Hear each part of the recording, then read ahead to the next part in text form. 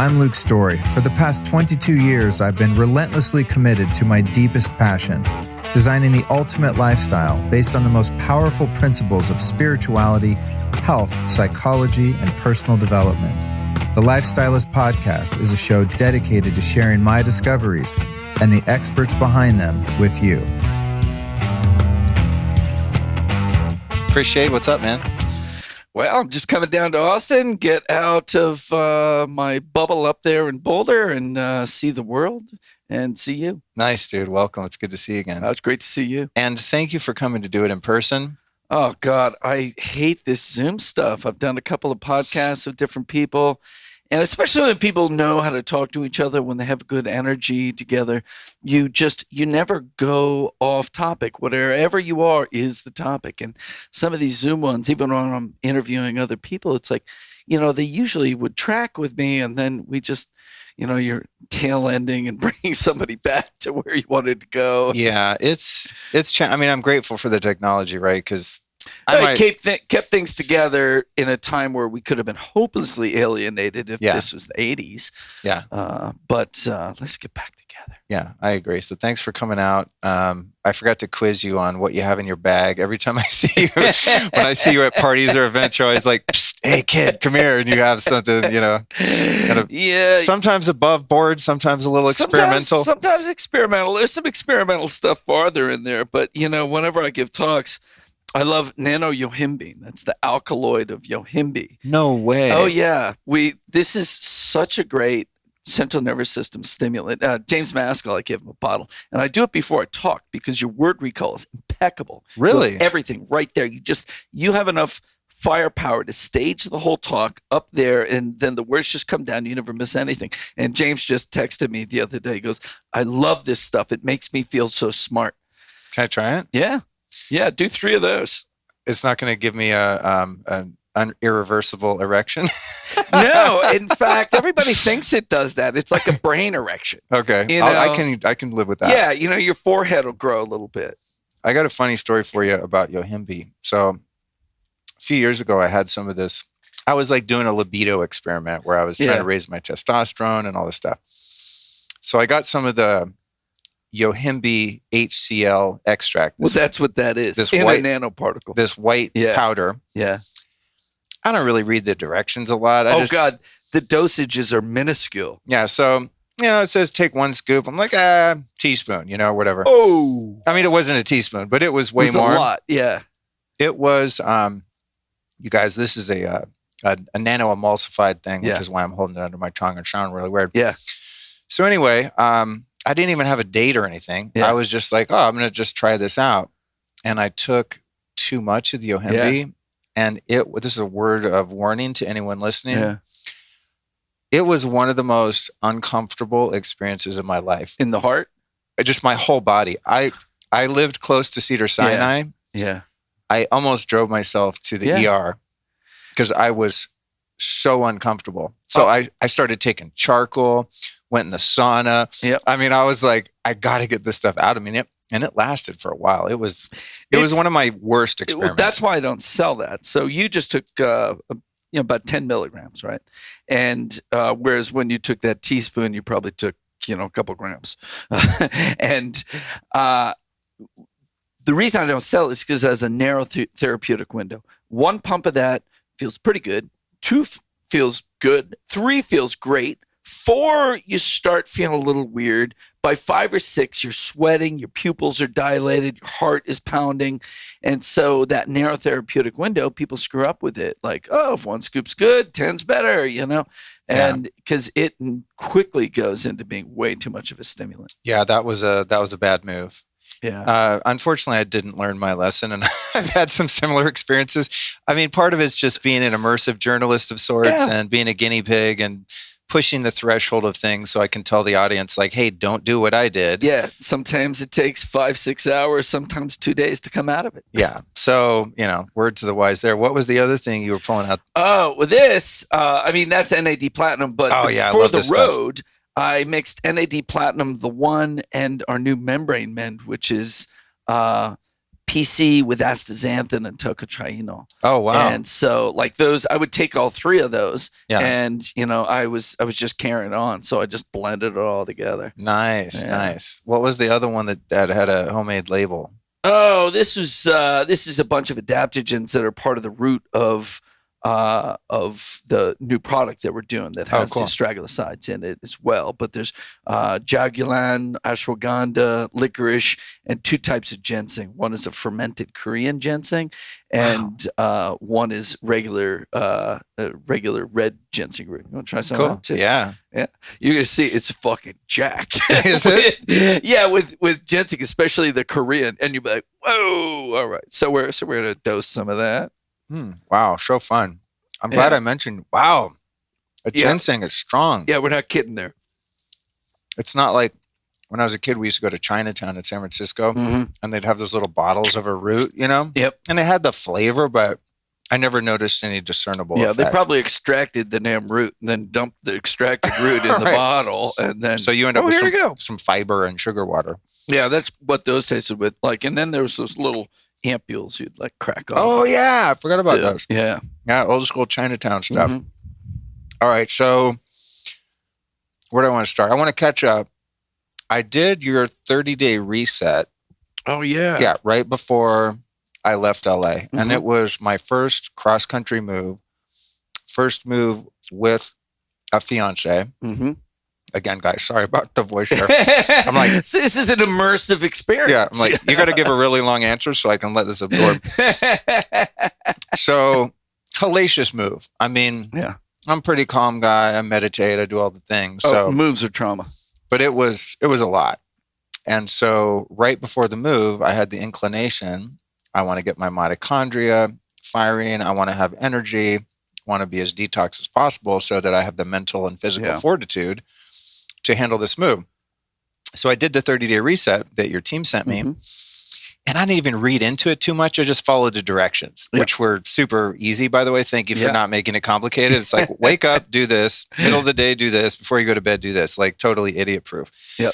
But I really was in such a hurry with the move. I didn't even know what I was doing. I just know that I executed this move with as much grace and focus as is humanly possible. So what was that reset that I did? So that is more of a metabolic reset. So when we do what we call push catch, you'll take liver sauce and binder. Liver sauce is meant to like mobilize toxins, mobilize them through the bile, and then catch them with some binder. But we can use liver sauce or we can use AMPK Charge. Now, that's what we used to call keto before 6. That was that product that puts you into ketosis like that. It's an AMPK activator that helps you mobilize all of your stored energy, makes you metabolically more flexible, has some autophagy with it. There's some of the liver stuff, but it's more of a metabolism thing. Now, we changed the name from keto before 6. The idea of that name was that you could be keto all day, just don't eat carbs in the morning and minimal for lunch, and you'll be in ketosis all day. Do whatever you want at night. So 6, like after 6. There's a guy who had this diet, the vegan before 6 diet. Eat animal protein at night. But nobody believed it. And all the biohackers were like, I struggle to get into ketosis. I'm not using your witch's cheap trick around it. And so we couldn't sell it. So we changed the name to AMPK Charge, and now it's just an AMPK activator. Now everybody buys it. Oh, that's funny. I didn't realize those were different. Because they're the same. Yeah. They're the same goddamn product. Because I have both at home, and in the morning I take both. So I'm probably taking like a double dose. You're like, boy, they taste similar. But to the point of that ketosis thing, because I find ketosis really difficult because it's like carbs are in everything. Everywhere. Unless you're carnivore. I mean, it's like, I don't know how people really do it. Yeah. But I did have a friend in LA. I think they're a Quicksilver distributor at OsteoStrong. My buddy Frank and Sarah. And he got the keto before 6. Yeah. This is maybe a year ago or something. And he's like, and he does, quantification and stuff. I don't do that much of that. Yeah. The ketone blood thing and all that. He's like, dude, so I got this product, and we were talking about how hard ketosis is. Yeah. And he's like, so I got it and I tested it out. And he said, so I took it, and then whatever it was, 20 minutes later, ate a slice of pizza and stayed in ketosis. Yeah. And I'm like, what? Like flour? Flour's totally. Like, you might as well be eating ice cream, And he's like, so then I took it and ate a whole pizza. This is him. And why would he lie to me? He's not trying to sell me anything. And he goes, I ate a whole like small size pizza and remained in ketosis after that. I'm like, what?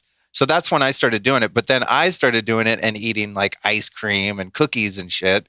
So I don't know if it worked for me in that regard. Well, see, the thing is, it's going to keep you burning both paths and being very efficient about it. And maybe you're not quite breaking deeply into ketosis, but you still have some ketones on board. And you just pull some of that stuff back for a little bit, you'll pop up into therapeutic ketosis. The beauty of this is it keeps you running both paths, and that's like the gold standard. So you could be making ketones and burning carb at the same time. Whereas usually your blood sugar has to crash down to like 70 before the ketones come on. And because then your body senses you're running out of sugar, and then it calls for more. And that calling for more involves moving sugar out of the liver, moving glycogen out of the muscles, converting it to sugar, increasing glucose transporters, and then mobilizing your fat and turning them into ketones. But here you're doing all that at once. So even if you're eating carbs and taking this, you're still more metabolically efficient. So that's a part of the 30-day reset, is to make your body a burning machine, not a storing machine. Because that's, we usually are only intermittently exposed to lots of carbs as an evolutionary species. And when we have those carbs, then we start storing things in. And that's when you lay down fat and all these things. And so this is just keeping you burning, keeping autophagy up, and just making you very efficient. And that's part of the 30-day reset. Now, because you're burning fat and mobilizing fat, you're also mobilizing fat-soluble toxins, which is why we have you take the binder as well. And then we put, I don't remember, did you take glutathione with that? Yeah. Yeah, so glutathione is to help you. So this is detoxification and metabolism at the same time. And then there's NAD building too. So that's to build up mitochondria. So the AMPK charge is hitting AMPK, it's hitting autophagy and mitophagy, and it's hitting sirtuins to enable, especially if you do a little intermittent fasting, to enable mitochondrial biogenesis. That's all working with the NAD building. The NAD building is the basis of sirtuin activation. Then these things like resveratrol and quercetin are hyperstimulating that. But there's also things, there's senolytics in there like quercetin and resveratrol. And so you're hitting a lot of different bases through senolytic activity and through autophagy to clean up old, whole bad cells and cellular organelles. One of the things that's always interesting to me is, what mitophagy, that's eating old mitochondria. And then the flip side of that is mitochondrial biogenesis, and that's making new ones. So how do you know which are the bad mitochondria and which are the good? And it comes down to the membranes. As the membranes get depolarized and damaged, they get little markers on them. And then the body knows when it's doing autophagy and it's building these little liposomes within a cell that it puts all these enzymes and acids into to break things down. And it engulfs these bad mitochondria. And then if you're doing everything right, you'll make new ones as well. And so that's how that system's set up to detoxify and increase metabolic efficiency at the same time while building mitochondrial health. And that's the reset from a little dull and cloudy to clear all that up and shine all that metabolic machinery. Well, whatever it was, it worked, because I mean, I'm looking back, like, I don't know how I didn't have a breakdown during that move. It was a lot, dude. It was a lot. Even just getting out, the driving even, you know what I mean? Just like getting smoked from just driving, from LA to Texas. And I had this, we hired proper movers to pack and take a semi of all the stuff, but there were things we needed immediately in our apartment because we're doing renovations. So one of the things that I put in the back of the trailer, we towed a little U-Haul trailer, was this freezer full of grass-fed meat that I had. Oh, yeah. And the movers wouldn't take it because it's perishable. So wherever we stopped, I had to find a place to plug it in, because it didn't go bad. I didn't want to waste, I mean, I respect the animals, honestly, and the money that, the animals cost. And so, I mean, just little things like that, just weird stuff you don't think about. Trying to keep my plants alive. They wouldn't take the plants. So, I have to open up the U-Haul and give them some sun. I mean, it's just this whole thing. And I'm like, oh my God, if I hadn't have been in good shape physically and mentally, it would have been a nightmare. But it was actually it was actually pretty fun. So All right, thank we you tuned you up enough for that trip. Yeah. So thank you for, the secret sauce You're there. welcome. It totally worked.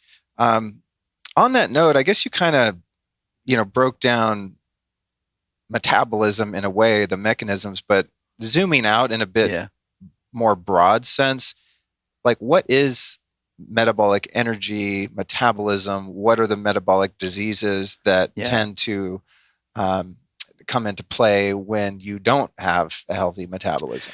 Yeah, so this all comes into the fed and fasting state. And fed and fasting is really carbs more than anything because of their insulin generation. Secondarily, proteins, and then fats. In fact, you can eat fats and not change really this fed-fasted ratio. And in the middle of this yin and yang and fed and fasted is a switch called AMPK. So now zoom back out. What does that all mean? So as we're evolving as a species, we're hunter-gatherers, and we come upon, here's a bunch of plants and all the seeds are blooming now. There's fruits there. We're going to gorge. We're going to eat all that stuff. And there's a lot of carbs then. And those carbs create insulin. And insulin drives an anabolic switch forward. And that switch is called mTOR. The mammalian mTOR, the mammalian target of rapamycin. Now, it's a funny name and has nothing to do with its metabolic activity. It's because they were using this drug called rapamycin for certain cancers, and it worked really well, and they were trying to find what switch it was working on. It was working on this switch that they came to call mTOR, that when it was blocked from going forward, it pushed the body into autophagy or self-eating. And so it would eat back damaged tissue or unhealthy tissue or wrongly generated tissue. And in this case, they were tumors. So as they looked into this switch, they found this was the switch between anabolism and catabolism. So anabolism is putting on mass, building muscle, building fat tissue, just building. And catabolism is breaking down tissue. Now, in the old days when all we thought about was building muscles, we thought catabolism was wasting away. But catabolism is really pruning the tree. It's clarifying your biochemistry by cleaning up damaged goods, by mobilizing fat, by cleaning out plaques, by taking damaged mitochondria, damaged organelles like the endoplasmic reticulum, that, as we said before, as they get older and damaged or anything that's weakening them, they get little molecules stuck onto them that say, kill me first. So it's only during that period where mTOR can either be forward or blocked. And when it's blocked, then you go inward and you clear all this stuff up. So what drives mTOR forward is insulin and branched chain amino acids. So when we're eating a lot of carbs and protein, we are anabolic and building. So old things like, you probably remember like muscle milk in the weightlifting days, and it was milk proteins like whey proteins and sugar. And that would build you up. Now you build up all the time. And a lot of these guys, they might be all chiseled from weightlifting, but they're going to start developing fatty liver. And then you start having a lot of damage. You have this chronic low-grade inflammation. And if you're not all chiseled, you're going to be developing abdominal fat and stuff, and you can have chronic low-grade inflammation, what they call as in aging, inflammaging, which is mostly from nuclear factor kappa beta. There's good inflammation, like when you get sick, acute inflammation, when you get hurt, acute inflammation to remodel things or kill pathogens. But that low-grade inflammation is what's leading to cardiovascular disease. It's leading to neurologic disease. It's opening up the barriers. It's opening up the GI barrier. So endotoxins coming in, which is then amplifying inflammation. It's opening up the blood-brain barrier, and endotoxins getting into the brain, causing neuroinflammation. It's opening up the liver. In fact, we talk about leaky gut, leaky blood-brain barrier. There's leaky liver. There's leaky lots of things. You could talk about leaky vagina too. There's lots of things that just start opening up, and the compartmentalization starts going away. How we separate yin from yang in the system goes away. And these are functions of a loss of membrane and tight junction formation, because we're taking yin and yang and acutely separating them and letting them crash back together to create the power of our life. This is most noted in the mitochondria, where the membrane potential is your ability to push protons out to the outside of this membrane and have them all rush through ATP synthase and turn the motor that creates ATP. And when the membranes get weak, you can't create those gradients and let them discharge, create them and let them discharge. Those gradients, they're like, it's the membranes are like capacitors with an electrical gradient across them that builds up and then sparks and discharges and drives some sort of enzymatic reaction in the membrane. So you're losing that ability to do that. You're losing this barrier function, and everything's bleeding into everything. In the Tao of the yin and yang of our biology, it's acutely separated white and black, interlaced, and you might think it's gray, but it's not. It's interlaced white and black. And whenever that bleeds into true gray is when we lose all our power. We start going down the tubes. And you see it as a loss of membrane function, a barrier function. And AMPK and NAD activity with the sirtuins that go with it are reestablishing all of that. Reestablishing polarity of the membranes, reestablishing the strength of the tight junctions, so everything is remaining separate, and you're getting that crashing together of yin and yang into power and not into diffusion. And how do we do that? How do we activate AMPK? Because that is a beautiful and romantic story of the biology I just painted. And where do we do that? You do that. AMPK is activated when you carb restrict or fast or use AMPK activators. The AMPK activators are lots of different phytochemicals. In fact, almost all the good chemicals out of a plant are AMPK activators to some degree. Some are more powerful than others. So this is why a plant-based diet has not a plant. What's the term that Mark Hyman used for it? It's like a plant-rich diet, because the plant chemicals have all these AMPK activators. They have all the fiber for driving the right microbiome. And so sometimes we miss why that's good. We think just meat bad, but it's because of that AMPK activity. So when we keep the carbs down, the insulin goes down. When we keep the branched chain amino acids down, even if it's during intermittent fasting, there's AMPK gets activated because you use up the ATP because you're burning carbs, because carbs are cheap and easy to get energy from. And then all of a sudden you run out of the carbs, and then the ATP levels go down, and ATP starts releasing phosphorus. It goes from ATP to ADP, which is, so there's adenosine triphosphate, then the adenosine diphosphate, and then AMP is adenosine monophosphate. It's lost all of its energy. And there's a little switch that says, oh my God, there's a buildup of AMP. We got to reach into our stores and get all this energy. So that switch is the AMP kinase. It senses the AMP, and then you can supercharge it. So just the AMP alone gives you this 10x upregulation of it. But then you can hit it from these two different angles with nutraceuticals or pharmaceuticals, and that's what metformin does. And that's why metformin is something that's used by biohackers as well as type 2 diabetics. It's able to drive that. And then the AMPK charge has some of the best compounds for doing it. That's why resveratrol is a fasting mimetic. Berberine is nature's metformin. Quercetin, DIM, silymarin, all these are strong AMPK activators. Notice silymarin is a big liver thing. That's all activated and controlled through the liver.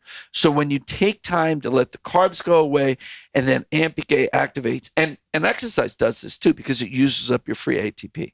So exercising, fasting, exercise, and then throwing in some AMPK activators, you get a very strong activation of AMPK, blocking of mTOR, induction of autophagy and mitophagy, and mobilization of resources, burning up of stored fat in your organs, tightening up of the membranes, tightening up of the tight junctions. That's why fasting is such a healing thing. And we can use our plant medicine on top of it to get more strength out of this without having to go on a 4-day water fast. Yeah, I've been toying with the idea of doing a water fast. I used to do juice fast a lot when I would get sick 20 years ago or something. 10 days, 20 days. Yeah. And then I kind of stopped getting sick, so I gave up on it because my appetite. Me too. I was like, I guess I don't have to fast. My appetite would go away, and it made it easy to fast because I didn't feel like eating. Wow, there's so much to unpack there. I think anyone. Yeah, I went pretty far there. That's okay. And then we could tie it around to membranes and Bruce Lipton. Ooh, that gets my attention. Yeah, I'll remember where I wanted to pick up. Go ahead. Yeah. Oh, well, and I didn't even talk about membranes and intracellular and cell-to-cell communication. So when Bruce Lipton talks, he talks about the membrane being the brains of the cell, the membrane. And so traditionally it was the nucleus was the brains of the cell because it had all the codes for all of the programs that you can run. And the programs that you can run, meaning I can have high metabolism, I can have low metabolism, I can be regenerative, I can be making clotho or a regenerative thing, or I'm not making clotho. These are all things that you unpack out of the nucleus that are programs that you can run. And there's DNA for it, so there's a coding for it. Then the RNA reads it, the mRNA goes out to the ribosome, and you make some sort of protein that is really the program you're trying to run. So the program's usually proteins that you express. So we used to say, well, they're all in there and we're just expressing what we need to express. But it turns out we tell the nucleus which of the programs that we want to express. And the cell membrane, like in a cell culture of individual cells, the cell membrane is reading the extracellular environment and judging what kind of resources are available to it. Is this a healthy extracellular environment? Is it an unhealthy environment? When it's healthy and there's resources, we go into, we take signal, we read the outside, we transcribe signals into the cytoplasm that get carried down into the nucleus to say which of these programs should we express now. So that means from this perspective, before we get into a deeper one, that means if the cell membrane is seeing a toxic extracellular environment, the extracellular matrix and the lymphatics around it, it's going to say, no, this is a shitty environment, and we're going to modulate what we can express. And at the worst level, we're going to go into a default survival mode. And some of the speculation around cancer is that is the ultimate default survival mode that goes totally, sideways in us. So when there's poor nutrition available in the matrix, when there's a toxic load available in the matrix, when the matrix is acidified and stops its ability. So the extracellular matrix, when you get metabolic acidification, you start gelling it up. It's almost like cooking an egg white, and it can't move things back and forth. So all this dysfunction in the matrix, and then the cell says, well, there's not shit I can do here.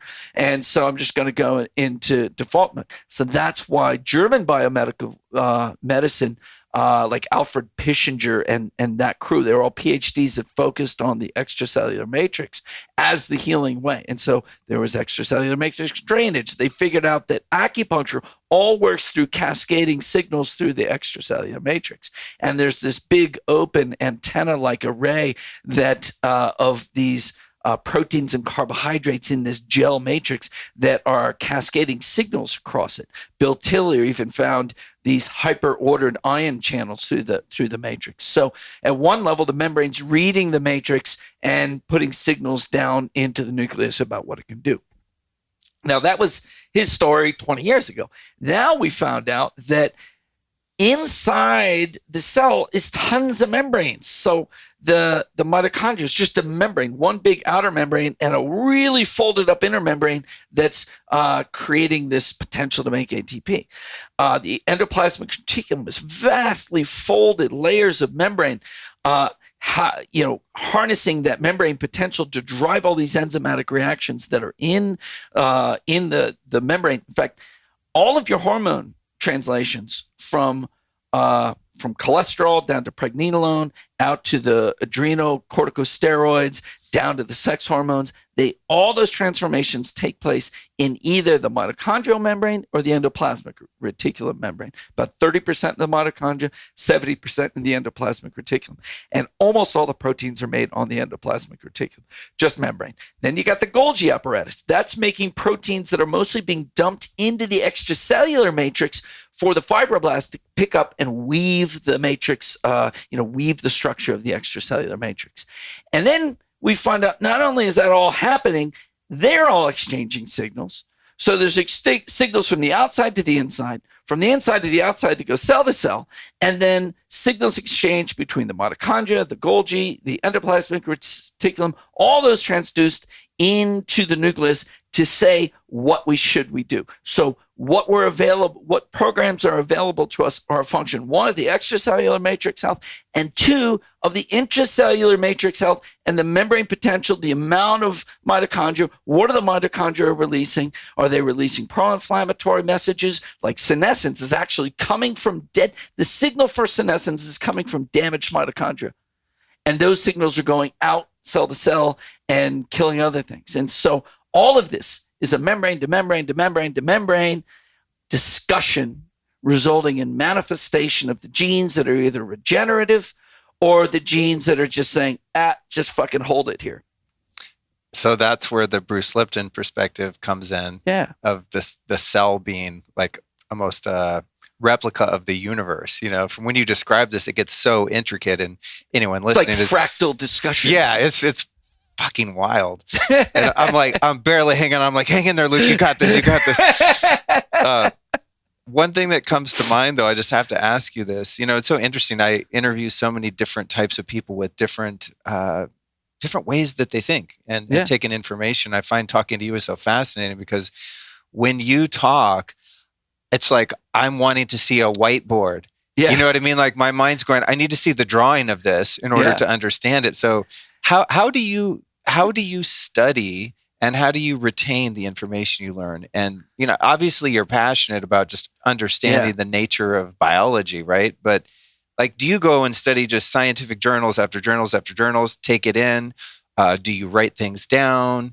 Do you have notes that you keep? Like, how do you build this model that you just laid out? Yeah. So eloquently? It's a great question. I think slides are my medium for remembering things. I do write some things down. I do, diagram out, not as much as I used to. I used to use pen and paper more, but now I give so many talks where I'm giving lectures, I'm sort of documenting things on slides. And because I say it so often, I'm able to retain. Whereas I used to use, written that neuromotor activity is magic of the hands and is really good for memorization. But now that I'm sort of building on these dynamics, it's a lot of it is been retained, and I'm adding layers of understanding to it. And then, if you look at my libraries, it's at work, it's much more strongly science dominated. But at home, it's all mystical. It's, Dzogchen and Vajrayana Buddhism, non-dualistic, Advaita Vedanta. It's Kashmiri Shaivism, there's Taoism, a lot of that, and there's this idea, like, what are we doing when we're doing Qigong? We're creating this resonance. We're trying to create this resonant strength in the system. And in the epigenetics that are part of our mind frame, and whether we have resonance in our system or dysresonance in our system, we'd see that these are probably ways that we strengthen manifestation through consciousness moving through membranes, and consciousness affecting to either cohere us or discohere us. Because as I go through this, I see the breakdown of the membrane and the separation structures, the breakdown of the separation of black and white into these finely interleaved black and whites, and it breaking down into gray. And I see that in our meditation practice, in our in our qigong, in our movement. What do? We're finally creating discrimination, like on a neurochemical level. What are the problems that we have with stress? When we get way into sympathetic, we see everything as a danger. We're not having discrimination in what's a danger I can act on and one I shouldn't act, like this is mild, it's not a big deal. And we start acting on everything. And then we start getting into this sympathetic stress. And now we're in fight or flight. And fight or flight is antithetic to regenerative medicine. It's putting all of your energy into getting away from something and nothing into repair. So the outward and the inward, you're all outward and you're all freaked out about everything. And you're not going inward and regenerating. So, what do we do in the meditation? We're sitting in our inward space. Now, hopefully inward and outward are actually interfusing and our awareness is opening up. So we encompass more of the space around us while we calm down our inner space and let our neurotransmitters stop hyperreacting to everything. So I believe very strongly, and as I go on further and I get a little bit separated from having to run every everyday thing in my company, these are the things that I want to develop out programs for, and people like Rudy Tanzi have done some of these things with Deepak Chopra, where you put people into retreats and you look at brain function. But I want to look at, membrane function and all the biochemical function and how easily we toggle back and forth between different biochemical regimens when we're given more time in retreat and in these type of reset things. Well, in that part of your dialogue there, it immediately brings to mind the work of Joe Dispenza. Having been to a couple of his retreats. I've heard that name. What does he do? Joe Dispenza is a teacher of consciousness, meditation, similar to Bruce Lipton's work. Right. Just created a model and practices around that model. Right. And in his retreats, it's really fascinating. I've been to two of them, just life-changing.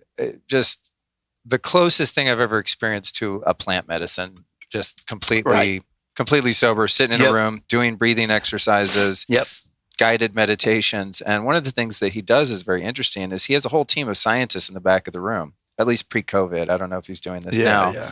But over the past 20 years or so, he's had all these scientists quantifying brain waves, HRV, blood work, et cetera. Right. And during the exercises, he, over the years, keeps reiterating on the model and on the practices because he sees the quantification of, oh my God, that's great. This person just went into, 400 standard deviations above normal high gamma. I mean, people are having like supernatural experiences just sitting in a chair doing stuff, Perfect. Another thing that's interesting about that, and it speaks to your kind of inner and outer landscape here in terms of how consciousness affects biology, is he has people practicing his work in the retreats and at home in their lives that are reversing irreversible diseases. Perfect. The things where tumors are disappearing. I mean, crazy shit that's totally unexplainable from the rigid Western paradigm of what we can see is real and what we can't is not. Yeah. And so then I think a lot of these switches have this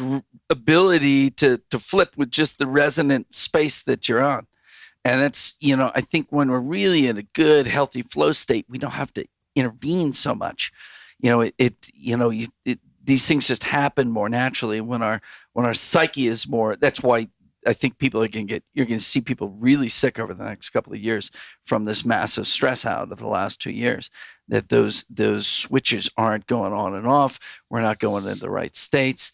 And so, and then I see, big blending between taking the right nutraceuticals and the right practices to really hone and really get at the highest levels of our healing and regenerative work. I think that's what's interesting about your work and perspective is you seem to be rooted in the Eastern medicine, right? Yeah. You put Chinese herbs in your formula, but obviously you're deeply scientific and you're a researcher. Yeah. So I think that's the way forward for us. Seems to make the most sense, where you're taking into account the whole entity of a person from the consciousness perspective and the biological perspective. And finding the value in both, because sure there's a lot of people that take great supplements, exercise, have a clean diet, but haven't sorted out their emotional stuff and are going to show negative labs. Yeah. Right. And then there's probably people out there that are eating like a suboptimal diet, taking no supplements, but are meditating like a beast, and their heart's full of love, and they're open and have great relationships and human connection, and are doing great. Yeah. And that's, to really bring those two together, because I see, amongst the, the heavy meditators that I'm around, they need a little boost. They need some of the biochemical stuff. And then the biochemical people totally need a bunch of meditation. They need to sort this stuff out. A lot of biohackers are guilty of that. It's just like, I'm going to biohack my way to health. And they're fucking jonesing about, they're in fight or flight over whether they're doing enough. Yeah. So that's an issue on both sides. It's an issue. But one of the funnest things is, being rooted in a lot of the Chinese and Ayurvedic stuff, and they would group these things together and call them this kind of formula. And now that we're getting all this data out of primary research on what different plant chemicals do, it's like now I'm starting to make formulas. Yeah, now I've got some of the traditional tonic medicines, but I'm putting those together with something like resveratrol and berberine because I want to hit certain switches, and isolating which of these different specific compounds in astragalus, say, is doing this. So we're able to really fine tune and know, all right, I'm going over after this switch, and I want to make this energy, but I want adrenal help, and I can bring in a bunch of ginseng, and now I know that ginseng hits these switches, and I can bring in curcumin or resveratrol because I know it hits those switches too, and I can really design great formulas that have a strong biochemical footing. But again, I got a list of 50 things or 100 things that can be AMPK activators, but I know from grounding in Chinese and Ayurvedic medicine which energies I'm trying to bring forward. So I know which of the plants can do the biochemical thing, but then there's some stuff that we haven't quantified yet, but I know that they'll do that. So I can bring in, adrenal support on top of metabolic support. And I think we're really going to see a lot of effects out of that. When it comes to the mitochondria and the production of ATP, I interviewed Robert Slovak recently, and a couple years prior, Tyler LeBaron, about two things, about molecular hydrogen and also deuterium. Deuterium seems to be plenty of research out there to indicate that having all this heavy hydrogen molecule in your mitochondria gums up the nanomotors and makes it more metabolically expensive, I guess you could say, to produce ATP. Do you subscribe to depleting your deuterium with the water and stuff? I mean, do you think it's I've entered a very expensive subscription into the depletion of my deuterium. Okay. And so Robert's actually housed his Lightwater world somewhat at our lab and office. Oh, okay. So the deuterium, salivary deuterium measurements are done at Quicksilver Scientific. Oh, funny. I didn't know and most of the light water is stored in Wyoming and shipped out, or in Reno and shipped out of Reno, but the testing's all done at our office. And so I get to test my salivary deuterium and watch it come down as I drink all this very expensive water. But it's the data around is mostly coming out of Russia and Eastern Europe, and it's freaking stellar data. And they got all this work on cancer, and cancer is a metabolic disease. And so if you're trying to make your mitochondria more efficient, you're trying to get into these more autophagic and highly efficient metabolic states. Deuterium, the deuterium molecules will get into the ATP synthase motor and kill the motor, and they'll just block it. And they gum up a lot of reactions and slow down a lot of reactions. In fact, deuterium is used in medicine to slow some things down so you can label it or quantify it more. It's actually a way to kill you too. You can poison somebody by giving them deuterium until you slow everything down. So it was known in medicine to use, and in biochemistry, as ways to just gum up different reactions with deuterium. And some they just slow down the reactions, but with ATP synthase, it actually destroys the motor. You got to chuck it and make a new one. It's a very precise, intricate motor. It costs a lot of energy to make that. So you're spending a lot of energy to keep up with the same ATP production because reactions are slowed down and because ATP synthase gets fouled by that and you have to keep making new ones. Got it. Yeah, it's funny what we were talking about before we recorded that I'm doing so many things all the time. Sometimes it's difficult to quantify what's doing what. Like when I did the 30-day reset, I mean, that was a big intervention because I was committed and I was doing it every day for a period of time. So I was like, wow, I feel amazing. But, with the deuterium depleted water and some of these things. It's slow. It is. Yeah. But it's difficult to quantify. But at the same time, when I did the testing after 2 months, a 2-month cycle on that deuterium depleted water, my levels came way down to the point where I guess my body would have the ability to deplete it itself. I don't know that they talk about all this metabolic water and then you can keep your levels low. I haven't digested all of that yet because it's not, we tested everybody around our lab and you have these serious, we're in Boulder County, you got all these triathletes and stuff. None of them were any lower than your average person. Right. Everybody was pretty much a function of the water they drank. And ironically, the tap water in and around Boulder, because it's all mountain stuff, the mountain, this is a distillation process. If you're in LA, you have high deuterium water. And as you go into the mountains, the heavy water falls out faster. In fact, that's how they make low deuterium water, these massive 75-foot distillation columns. So as you get into the Rockies, you've dropped out a lot of the heavy water. And so we had pretty low deuterium water. It was like 138 to 140 around there. And so the people who drank only bottled water had higher deuterium than the tap water drinkers. So really you wanted tap water in like an RO system. Right. And those people are all starting around 140 and then depleting from there. I was drinking for years my own spring water that I'd get from Big Bear, 8,000 feet. And then that's lower. A company called Alive Spring Water got this high altitude water from Oregon and brought it down. So I was drinking that forever. And then I had it tested and it was 139. Yeah, that's great. And then when I tested, before I did the depletion, I was at around like 145. Which was lower than some people. And I thought it must have had to do with being on spring water for years. Yeah. That's bringing you down from 150 that you would. Right. But here in Austin, there's limestone everywhere. So the springs here suck. They have like really high minerals, you know? Yeah. So it's kind of swag. I haven't figured out the water right now. I got the AquaTrue RO system. Yeah. So that'll take the swag. You can measure the deuterium of the water. Well, just take your AquaTrue water and have that measured. And see what that is. Because the AquaTrue is nice because that's just going to take the shit out of the water, but it's not going to change any of the deuterium levels. That's a function of the base water that you're working with. Yeah. So it's a question of where that limestone water comes from. Is it blown off the Gulf and rained down here in the aquifer? Then it's going to be really high. Does it drain down from the Rockies and the Rockies have, minimized the deuterium? Then it'll be low. Right. Cool stuff. Yeah. I mean, I'm going to keep doing it. I'm on the subscription from Lightwater too. Yeah.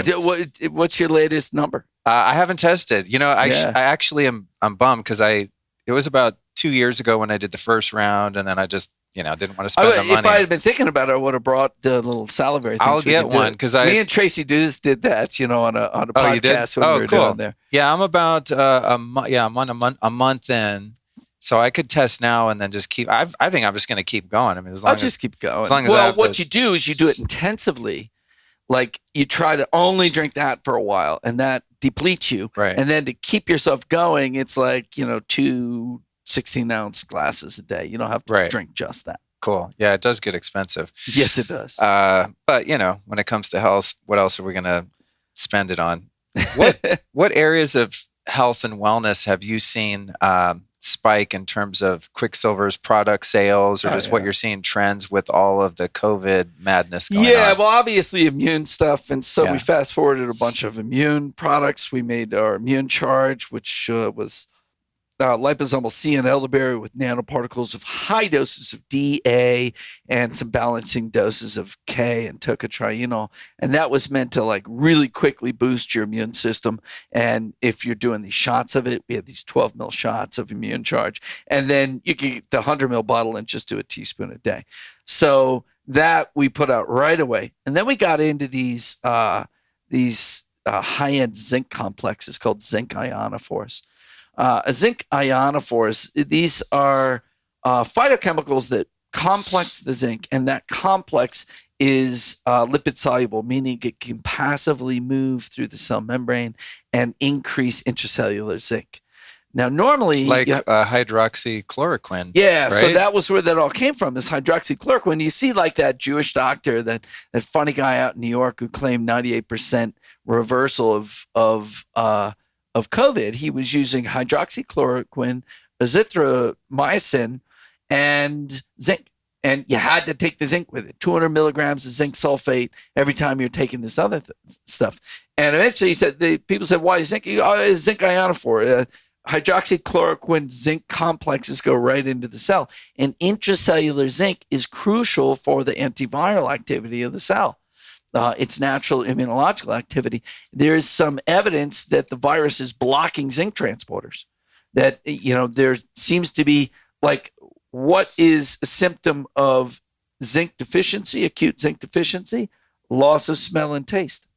Oh, no kidding. Yeah. Wow. And so they may be blocking those transporters. And so the zinc uptake is really low. And that's part of why the virus is hard to dodge or hard to get rid of, and why you lose that smell and taste. And so we used nutraceutical compounds. We used, what do we use? Luteolin and quercetin and hesperidin to make complexes. We pre-made the complexes and then evaporated them down into this lipid matrix that went into a soft gel, and it breaks open in the stomach and spontaneously forms these nanoparticles, and then you get those absorbed into the blood. So you have these complexes delivered into the blood, and then they can get into the cell. So normally, when you're taking zinc, you first the plasma levels of zinc go high, and it takes about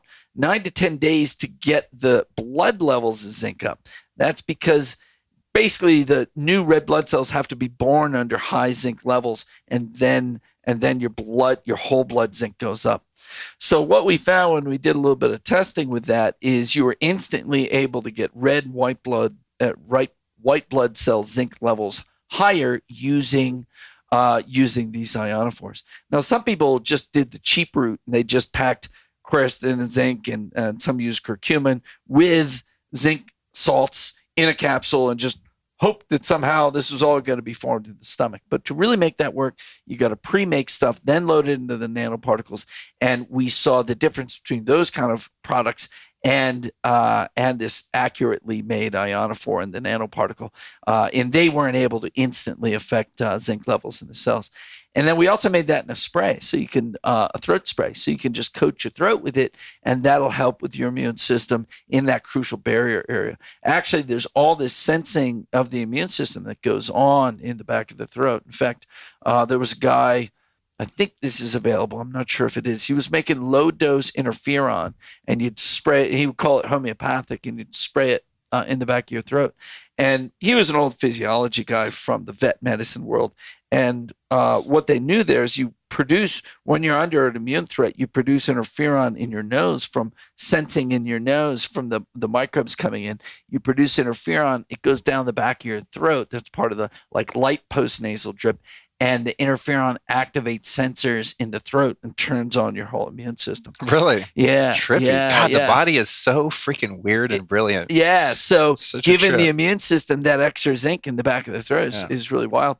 And we didn't know how amazing it was going to work, but people just flood in. I've seen it myself. I came back from Miami, first show out. I had a ripping sore throat, and it's just pop, pop, pop, pop, pop, oop, gone. Wow.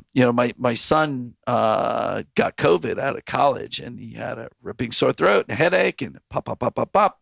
Day the throat's gone. Wow. I got to go to the COVID dorm still, but all the symptoms are gone. Wow. Yeah, he just did that in the immune charge, and it was just done. Wow. Epic, man. What are some other things? I know right now people are, definitely concerned about immune system. So it's not just immune health, it's metabolic health. Who are the people that get sick from COVID? They are the people who have bad metabolic health. So it's diabetes, high blood pressure, heart disease. Those people that, they talk about that ACE2 receptor that the virus goes in through.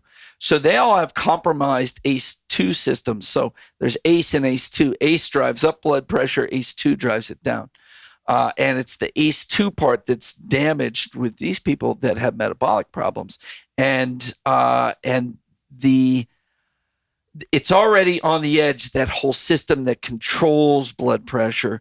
And then when the viruses go through those weakened, they go through those those sensing molecules there, and they damage them even further, and they go even further down the tubes, and then this inflammation runs away. So metabolic health is a key part of having immune health. And so there's all these overlaps here. And so having a good metabolism is going to make you, one, even if you get the virus, it's not going to get in so deep to you and cause so much inflammatory problem. A lot of that's because you have better inflammatory control. And two, part of that metabolic problem is around AMPK. In fact, all of it's around AMPK. And your failure to be able to induce autophagy very easily. Because the deepest levels of immune health involve xenophagy. Xeno is something foreign. So that's why xenophobia is fear of foreigners. So xenophagy is eating things that got into your system. So that's taking a virus, a bacteria, a parasite, putting it into an autophagism. Same thing that we're going to digest a bad mitochondria, we're going to digest this virus. We're going to take it apart, then we're going to make antibodies against these little parts that we've taken out, and then we're going to secrete those into circulation. And that's the first wave is an innate immune. The second is the acquired immune. That's when you're going to decimate this and get this virus under control. And it requires that you have good autophagic mechanisms, meaning you can go from fed to fasted on a dime. That means you've got a strong metabolism. So that means people who intermittent fast are going to be better at handling the virus and clearing the virus. If you're taking AMPK activators, that's going to pop you back and forth. All these things around that metabolic switch are things around your immunological defenses. So one is that autophagy, two is ATP production and NAD production. The immune cells that are going around and killing things, they're using a ton of energy to generate all these pro-oxidants that are killing things, to be able to go and engulf things and kill them. They need energy. And that's what, one of the papers I like is NAD, the hub of the immune system, because NAD is driving the ability to create energy to do these things in the immune system. So metabolic health is all of those things. It's that going back and forth on your between the metabolic, the fed and fasted, activating autophagy, having ATP generation, and being able to mount an attack. So yeah, acutely, we need these things, these vitamins and herbs that turn up our immune system. But long term, we need the depths of the immune strength to be this metabolic strength. So I think the next big wave, and that's why the 30-day reset. That's really an immunological reset. Oh, interesting. Yeah. And so the next wave of it for long-term health is going to be metabolic health. Cool.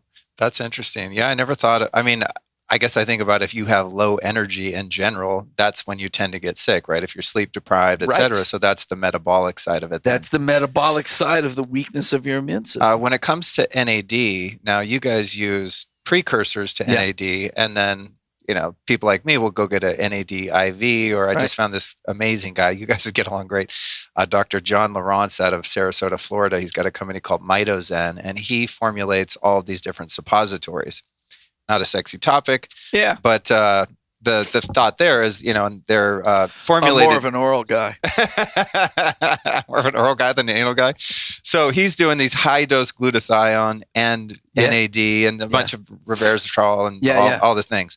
In a suppository with the idea that you're getting this slow release and you don't have to deal with the GI tract and stuff like that.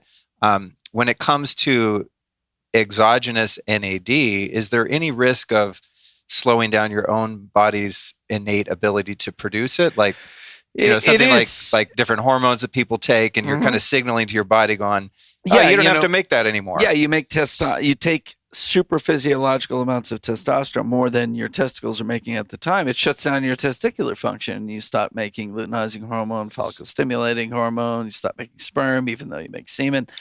So there are these examples of that. We don't think that that's happening with NAD, at least in the precursor field, but it is something that I want to look into very specifically. We're just starting to have the NAD analysis available. There's a place called Ginfinity in Georgia that's doing it.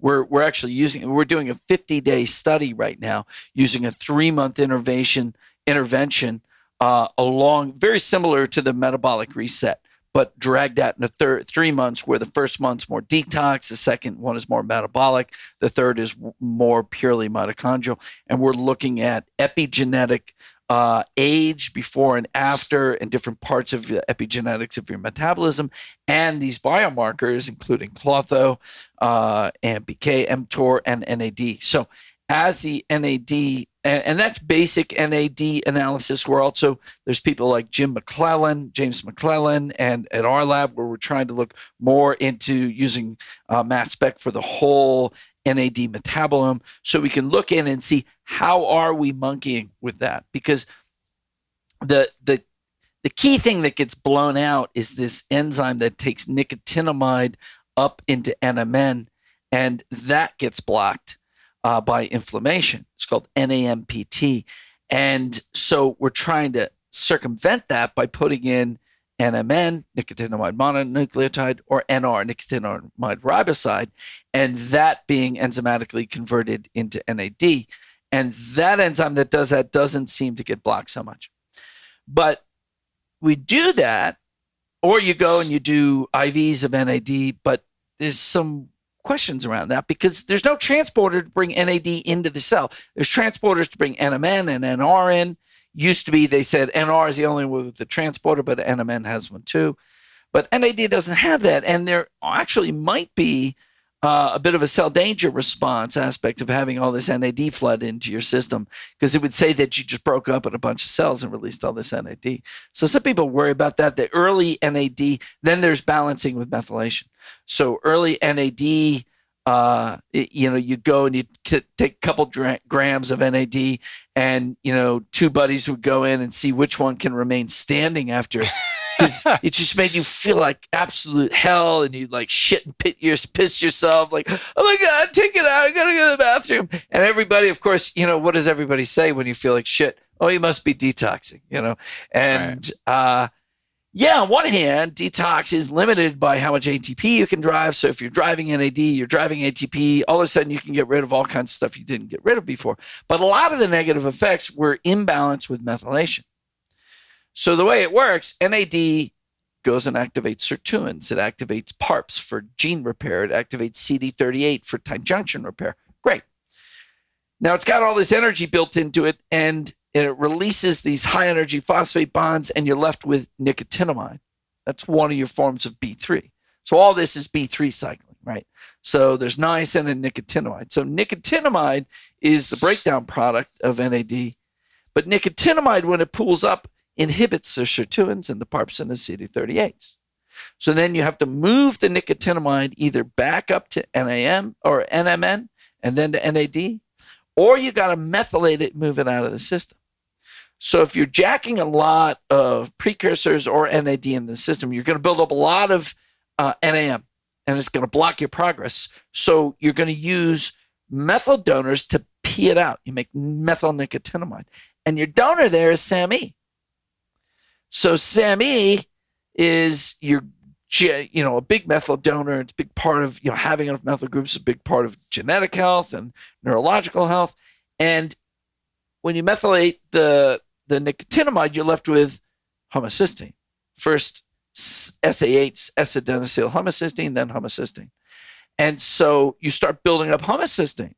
Homocysteine is a cardiovascular problem. It's a risk to neurological health because you don't have enough methyl donors. And so when you're just jacking in NAD, you actually create a methylation deficit. Oh, interesting. So that creates all these problems. So people would start taking NR, they'd start doing NAD IVs, and they feel freaking amazing, and soon they crash. And then you're low methylation, then you start having histamine issues, you start having allergic reactivity and depression. And so you need to balance NAD boosting with methylation. And so you have to regenerate SAMe, and that involves the methionine cycle and the folate cycle. And so you need trimethylglycine, you need B2, you need methyl B12, and maybe a little B6, B9. And so now people know that. Now they're balancing those two. The easiest way is trimethylglycine or betaine. And so that's in our products. We like to balance all those things. So when that's all done right, it's fantastic. So the way I've gone is to use NMN, liposomal NMN, and liposomal methylation, promethylation vitamins, and then some sirtuin activators, either when I'm taking the 1 or AMPK charge or in the NAD Platinum. There's some of that. So what we need to do then, back to your question, is we have to measure the whole metabolome and see which of these interventions is it bringing it all up and which is it breaking it down. And there's a great paper that I love to lecture from about methylation and NAD together. That was a part biochemistry, part anthropology, looking at different civilizations that had different balances between NAD building and methylation. And they were talking about neurodegeneration from either having more methylation than NAD or more NAD than methylation. So more NAD than methylation deficits, pellagra, more NAD than methylation is a certain type of Parkinson's disease that you get from low methylation. Wow. And then low the other way methylation around, with high NAD. With high NAD. Wow. Yeah. And then high methylation, low NAD is pellagra type. That's B3 deficit. That's a different type of Parkinson's.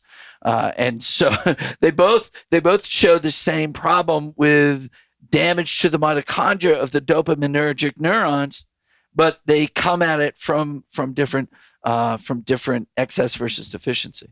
Interesting. So from your perspective then, out of that, I'm gathering that you think combining the methylation and the precursors to NAD more safe long term. And you can go in for IVs and just boost the whole thing. Right. But maybe something that you want to pulse and not do all the time. Not too often, and maybe go in with taking extra trimethylglycine or our methyl charge before you go in for the IV, so it doesn't hit so hard. I interviewed Matt Cook. Have you ever interviewed Matt? I'm about to. I was going to, and then the travel got restricted, and I left California. But I think I'm going to go out in July. Yeah. Oh yeah. So I went out there, and because I was out there for some biohacker congress, and so I went down and interviewed him. Then went to his house and stuff, and he talked about it all. He said, "Oh yeah, in the beginning we were just doing these multi-gram IVs and wasting people out. Now we might do 100, 200 milligrams and load them up with trimethylglycine before that, so he knows to balance all those things. So he's hip to that, huh? He's hip to the whole thing. Oh, cool. Yeah, he seems like a bright guy. He's a very bright guy. Yeah, he's a wonderful, big heart. He really just wants to help. But he's doing all the cutting edge stuff. What was I going to ask you about? Okay, so the NAD. There was a couple other things around that. Let me see. Going back to the immune function. So we talked about metabolic health, not just trying to boost the immune system in the classical sense, but having the metabolic energy to support the immune system. Break down how the gut is critical to the immune system. Because I think that's something that a lot of people miss. They got leaky gut, they have dysbiosis, and they're more susceptible due to that, might not even be aware that that's so critical. So here it's kind of, there's so many levels at which the gut's doing this, but they say like 70% of your immune system's in the gut.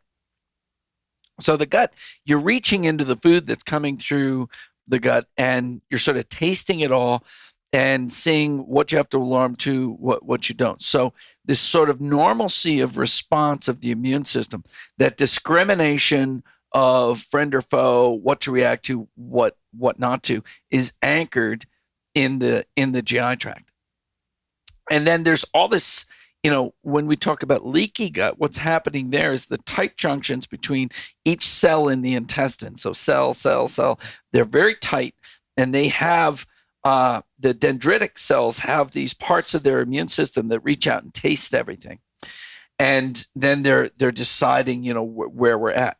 Now, what we don't want is to break open those junctions. Then what's called endotoxin, which are little pieces and parts of bacteria, start getting into circulation. And they're pro-inflammagens. They're winding up inflammation. So then your immune system is on, talk about fight or flight. You've got your immune system in fight or flight thinking that there's a septic infection. So it's winding up inflammation through the whole body that's causing all kinds of damage to the body. It's lowering detoxification. It's lowering free radical control. Because when you turn up inflammation, when you turn up inflammation, you turn down antioxidant activity, because inflammation is a pro-oxidant endeavor where you're making peroxides and hypochlorous acid and stuff, and you're throwing this all at these microbes. So your body goes into a pro-oxidant thing, and it's all freaking wound up, and it's sort of sounding the alarm at everything. And then it may miss the specific things that are happening, like this viral infiltration, like chronic Lyme, like chronic biofilm infections. And it's just lost in just sort of pouring free radicals all over the place. So having that barrier integrity between the cells is going to keep your immune system on task. Now, we talk about the microbiome as if it's controlling everything in our body, and it's controlling inflammatory states and stuff. And it is controlling, but it's a bi-directional thing. We also control our microbiome. And the stronger our immune system is, and the better those barriers are, the more we can control the microbiome. So the breakdown of the barrier, whether it's from bad microbes or bad pro-inflammatory allergenic food, or not being in enough fasting state, not enough AMPK, that's where that whole barrier breaks down. Remember, again, that separation of inner and outer breaks down, and all this chaos starts ensuing in the body on a number of different levels, but very strongly immunologically. And so one of the beauties, once you start getting the people who get super reactive to food, they get super reactive to every single thing that they take. Now, AMPK activity and sirtuins and NAD are going to minimize that hyperactivity, and glutathione will do that. But often they're in such a state that you can't give them anything that they won't react to. And the only choice then is water fasting. Really? Because in the AMPK activation, part of it is the tight junctions. The other part is controlling the immunogenicity, or the immunoreactivity to foods, this tendency to wind up inflammation. Oh my God, remember, deciding what's good, what's bad. All of a sudden, everything's bad. Everything's bad. That's a fight or flight, right? So the guts, everything's bad. Everything's bad. The only way to control that is good AMPK activation. But if everything's bad to the food and the medicines that do that, then the only choice you have is to fast. Wow, interesting. I never heard that. So if someone's experiencing leaky gut, dysbiosis, all of this, water fasting, you think would be the fastest and, no pun intended, heavy-hitting first step? Fastest flip. Wow, that's cool. Whereas long-term, definitely intermittent fasting, AMPK activators, stuff to soothe, all the licorice root, marshmallow root, slippery elm, ginger, the AMPK activators, all that stuff, the probiotics, all that stuff long term. But the strongest intervention is nothing. That's so cool. Yeah. That's so cool. What a gift for someone listening, because a lot of people have issues with that. With the leaky gut, what about glyphosate that's so prevalent in the food supply? Yeah. So glyphosate breaks down tight junctions, according to the work that was done by Zach Bush. And glyphosate is also a neuroinflammagen. So it activates neuroinflammation, and that flips you into sympathetic or fight or flight, and that's going to continue the spiral of degeneration in the system. So glyphosate is a real issue. I don't know at what level it's burning everything up. Is it high concentrations? Because there's a background in everything right now.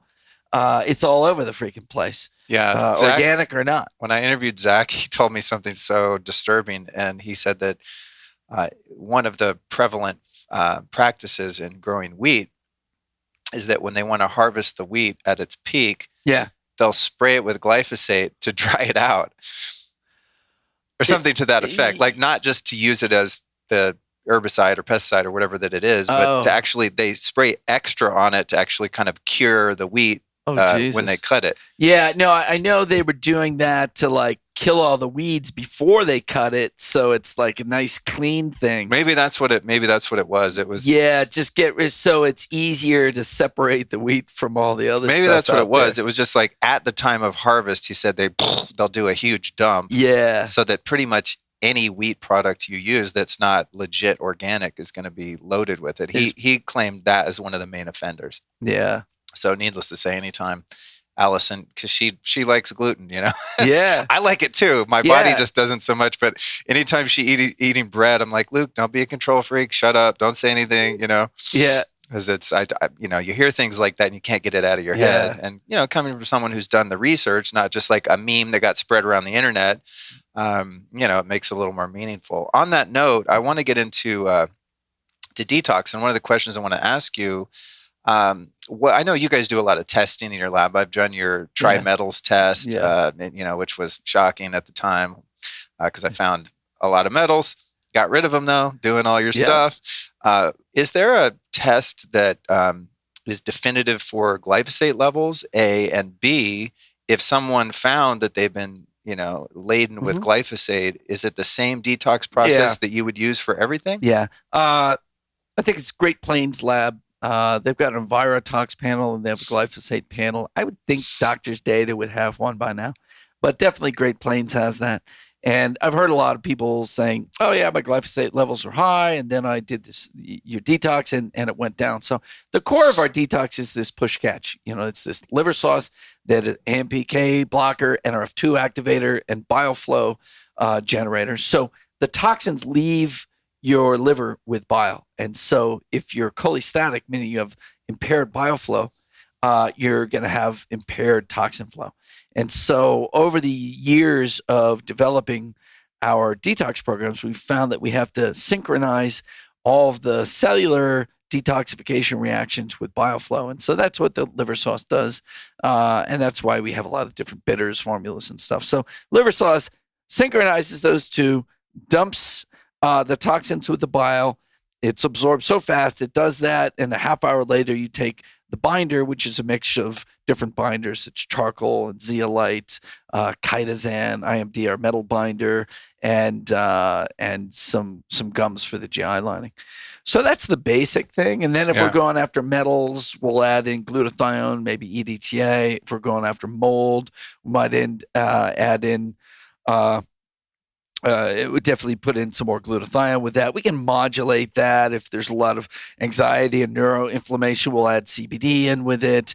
If we want membranes, we'll add more PC. So, but that base system of push catch, that is activating a whole family of detox genes. It's not specific to metals. And so it moves everything out of the system. Right. And so, if you want a pretty broad spectrum thing, you do push catch with PC and glutathione, and you really get most of everything. And PC is phosphatidylcholine. That's building the membranes. And what do we talk about? The membranes and the strength of the membranes. And in the liver membranes are always donating PC into the bile flow. So they're always losing PC. So feeding PC in is helping the liver really move a lot of toxins out and keep itself strong. It's building the mitochondria and all those membranes and getting that power into the system. And we just started a new PC product called Membrane Mend that is sunflower phosphatidylcholine. And all of our phosphatidylcholine, it's just people who sell PC that they're just selling lecithin. But lecithin that comes from seed pressing has about 15% phosphatidylcholine. We get 90+% phosphatidylcholine in injectable grade from a German manufacturer that always made the injectable PC, and they sell injectable PC to pharmaceutical companies as well. Very high grade. I've been there. It's sunflower PC with omega. We want a little omega-3 because sunflower PC is all omega-6. So we started using ahi flour, which is the highest omega-3 plant oil. It even tastes a little fishy. It's higher than flax. So those two in a 4-to-1, 6-to-3 ratio, with the best fat-soluble antioxidants. So this is where we need carotenoids and plant-based antioxidants, is for inside the membrane. In the cytoplasm and inside the organelles, we make glutathione superoxide dismutase. We make the water-soluble ones, and then we exogenously bring in vitamin C. But in the membranes, you're using carotenoids and tocopherols, and so we use astaxanthin, which is the best of the carotenoids, and tocotrienol, which is the best of the tocopherols. And so that's all in this stuff called Membrane Mend. And it's so beautiful when you take it. It's beautiful red. It actually gives you a little bit of a tan look. Because of the astaxanthin goes into the skin. And that's also solar protective. It's a protect against, as it deposits in your skin, it's a sunscreen for you. I'm so glad you verified that, because I've experimented on fair skinned friends of mine that, I'm like sun worshiper, right? Yeah. I'm always out in the sun. Vitamin D levels are typically pretty good as a result. And, you hear different memes in the health and wellness scene. Yeah. And I heard that about astaxanthin, and I've tried it on some of my, Irish buddies and whatnot. And that and chaga tea, like a really thick chaga tea, because chaga's got D2 in it. Oh. And so I get them on astaxanthin and chaga tea every day, and they build up their solar callus super fast and can hang out in the sun with us olive skin folks. Yeah. So it works, but you're the first super smart guy I've heard actually indicate that as well. Well, it's becoming a big thing, because sunscreens are being made illegal around the world, because it's actually the sunscreens that are leading to the collapse of the Great Reefs. Right. Because they use solar energy, and all this PABA is depositing on them. Oh, is that why? And that's why. And they can only live in this really fine depth between the top of the water and them to get exactly the right solar energy. Any more, they bleach, and any less, they die of not having enough sun. And so the PABA is like sinking them down under the water, because it's blocking the UV from getting in there. I didn't know that. I thought it was just because there's toxic, whatever. No, it's killing the Great there. Barrier Reefs. And so it's becoming illegal in places like Australia, and spreading very rapidly to other areas. Wow. And so you need more natural sunscreens. In fact, I'm working on a project with my friend Lauren Bramley, who's a great doctor, usually a hormone doctor, but she's always loved astaxanthin, and because she gives it to all of her patients, they all look better. And she quotes a study where 30 days on astaxanthin and your physical attractiveness increases. They've had they take these people and they have people judge them, swipe left, swipe right type of thing. Oh, that's and astaxanthin, funny. you start swiping whichever direction. That'll be the new quantification in alternative medicine, is like a Tinder swipe. Yeah, the Tinder swipe. What's your Tinder swipe? Oh, I had a 30% Tinder shift. That's funny. Wow, what a trip. Yeah. Okay, then what about? I know what I want to ask you. When it comes to detox, when I first, back in the 90s, I was extremely toxic. I was doing tons of drugs, drinking like a fish, and just was a mess. So sobered up and started realizing I thought I was going to feel better when I sobered up, and I didn't, because I was so toxic. I just ate garbage, and it was smoking and snorting all kinds of stuff. Who knows the what star days. I finally understood it, because I knew that about you, and I was like, the lifestylist. I kept thinking of stylists. I'm like, this guy's always well dressed. And I read your bio, and I was like, oh, he actually was a stylist. I was, of actors in LA, hence all the drugs. Yeah. So, and half the time, it's funny. I think back, and it's sad, but tragically funny at the same time. But you take something like crack, and you get it on a street corner, someone spits it out of their mouth. Same with street heroin. And, sometimes it didn't do anything. Yeah. So it wasn't the thing, didn't smell like the thing, didn't taste like the thing, didn't have the effect. And that happened quite a lot. So I can't help but wonder, what was the thing? You know what I mean? Like, what kind of shit was I putting in my body? Yeah. Not just the drugs that are actually pure and also bad and toxic. But the bad ones, Yeah, but just like, just the excipients, the cutters. All that stuff, like Mexican tar heroin. I don't even know what that shit is. Some people say it's like baby laxative. There's all kinds of weird theories. Yeah, up the nose is baby laxative, and so, cutting in there. And then, like cocaine, it was probably mostly speed with all these cutters. It was like, I only had real cocaine when I was down for stem cells in Colombia. I was in Medellin for stem cells, and so somebody's like, "Well, you got to try this shit." And I was like, "Oh my god, this is like the ultimate nootropic. This is the best shit in the fucking world. Good thing I don't live here." Yeah, and because I had never liked cocaine because it was always just cut speed with toxins, and I was like, "Oh, geez, I wonder what the fuck is in that stuff up north." Yeah, we always said in LA, your Coke was about 90% not Coke. Yeah. So I was a kid. Give me some not Coke. Another kind of tragic story, but when I was quite young, in the area that I grew up in Northern California, there were a lot of drugs. Kind of all the hippies went and settled in there and up there in the 70s after they left the hate and stuff. And I was able to procure cocaine at a pretty young age, 9, 10 years old. Oh, Jesus. Yeah, I know. It's where I've had a weird life. So that was my introduction to it. And it was just this euphoric. I mean, you just felt like you were on top of the world. Yeah. I used to listen to Black Sabbath Snowblind with my Walkman, riding my skateboard, just going, cocaine, yeah. And then, some years later, moved to LA and let's get some Coke, man. And I started to be like, what is this shit? You guys, it doesn't even numb your face. Like, what is happening?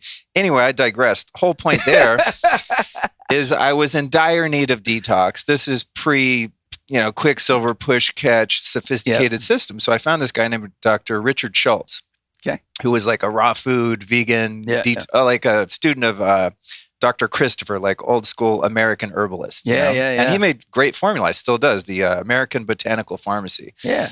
So they do, gallbladder flushes and, juice fasts and all this stuff. But his primary focus, the first thing he'd get you on was bowel cleansing. Yeah. So you take this kind of bentonite clay, and then you take these herbs, some laxatives, these laxative herbs, and you'd increase the number of herbs every day. Yeah. And his theory was, you don't want to start detoxing the organs, the eliminatory organs, so you get the GI, until you make sure that you're actually regular and you're doing the final push, right? Yeah, and it's not just the shit coming out. There's a lot of transporters that are dumping toxins into the GI, and they get all, they talk, especially back in the day, they would talk about that tire tube of rubber-like stuff coating that.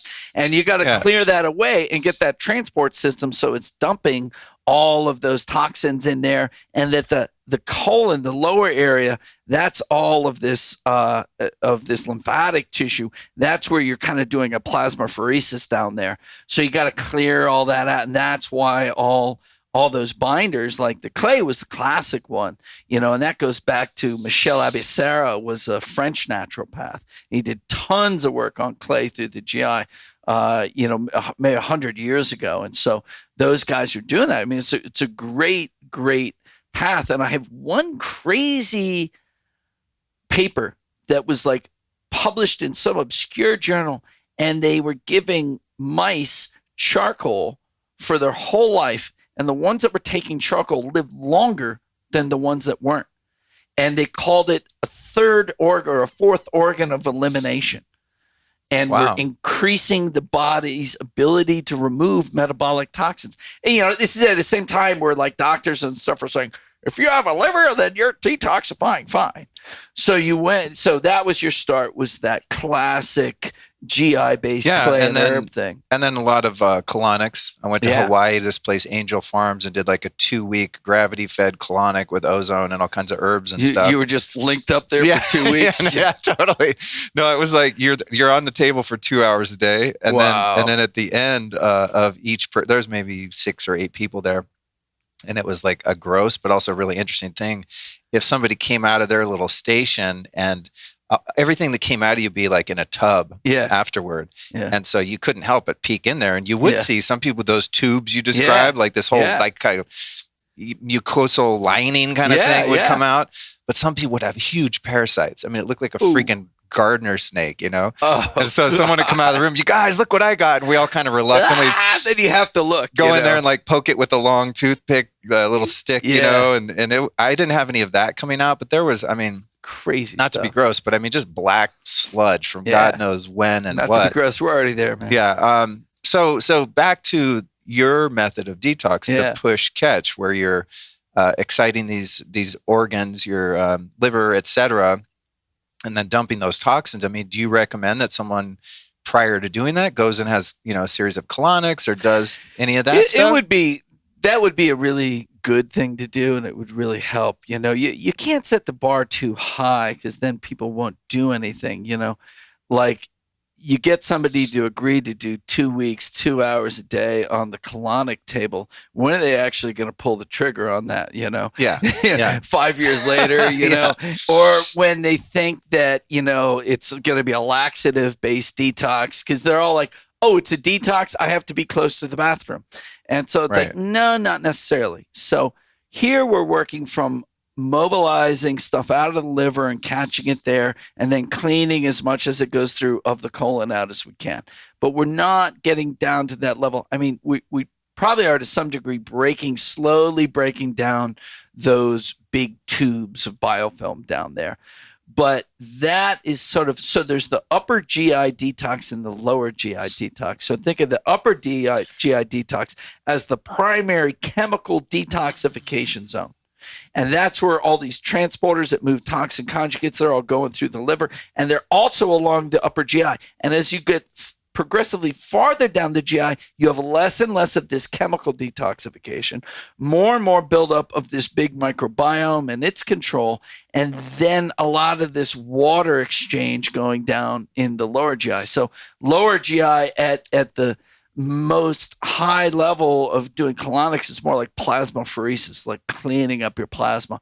And at the upper end, it's more of this chemical detoxification. So if you do both, that's absolutely the best. Yeah. And doing that cleanup on the lower GI will help the whole body start dumping everything. But we found that you can go in, you get this upper GI thing working separate from doing the lower GI work. And it will help it. But yeah, it would always be best if you do colonics too, but you don't have to. Okay.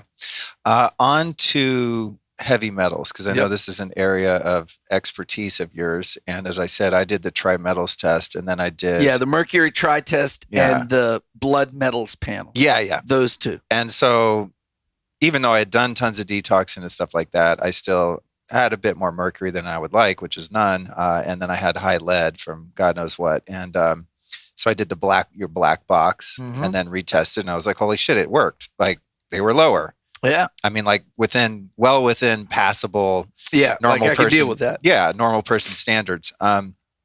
So I guess, let me see how much time we got here. 20 minutes. Okay, that's just right. So what are some of the common sources of mercury, and why is it bad for you? Or even all, nickel, lead, mercury, would those be the three kind of prominent? Well, there's your four majors: mercury, cadmium, arsenic, and lead. Oh, okay, cadmium and arsenic. Then in the second tier, you've got nickel, thallium, gadolinium, and uranium. Okay.